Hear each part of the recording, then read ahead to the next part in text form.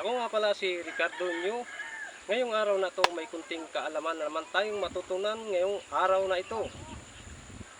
Kung napapansin nyo sa ating punong ito, nasa likuran ko, ating lalapitan muna, ating cameraman, dito tayo. Yan. Yan, nakikita nyo ang punong ito. Ito ang puno ng mga ninuno ng mga puno ng mga nuno sa punso. Yan, ito ang puno. Alam nyo ba ang punong ito kung anong puno ito? Ito ay puno ng saging.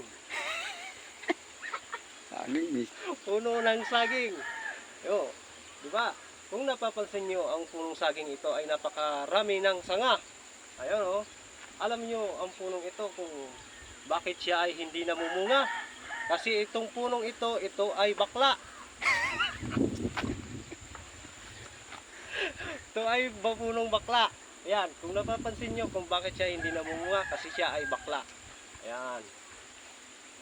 Ngayon, ano pa kayang ating dito, partner? Yung may dadagdag sa punong ito. Oh, okay. Partner. Oh, ano ang masasabi mo diyan? Maganda nga ang puno ng alateris.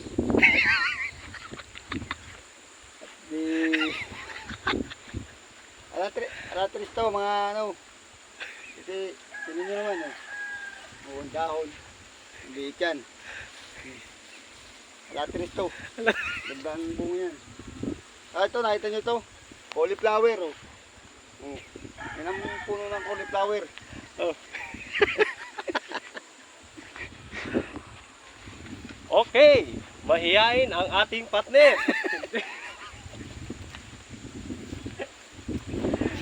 Okay, saan na nga tayo? Itong puno ng saging, ito ay bakla. Kung bakit hindi namumunga?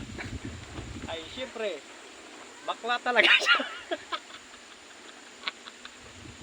Hindi talaga bumunga yan. Kasi nga, bakla. Oh. Alam nyo itong baklang, itong saging na to, ito ay sa gabi ay siya ay malakas.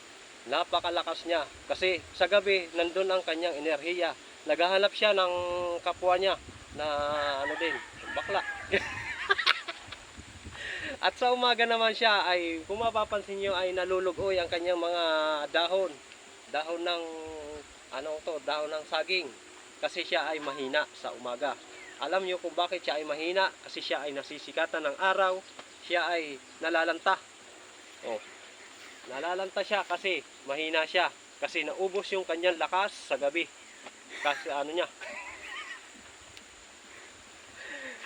At sa gabi naman, siya ay nagkakaroon ng malakas na enerhiya kasi marami siyang vitamins na nahihigop.